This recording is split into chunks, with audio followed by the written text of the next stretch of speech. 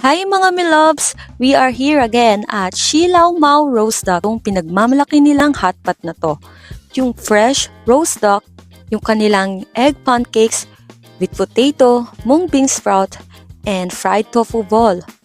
For only 35 dirham lang yan, may kasama ng 1 bottle water at 1 rice. Siguradong matatakam kayo kapag natikman to, kaya pumunta na kayo dito at try nyo yung kanilang hotpot. At eto na nga mga miloves, eto na yung cravings natin at matitikman ko na muli yung kanilang hotpot duck dito sa Shilaw Mau Roast Duck.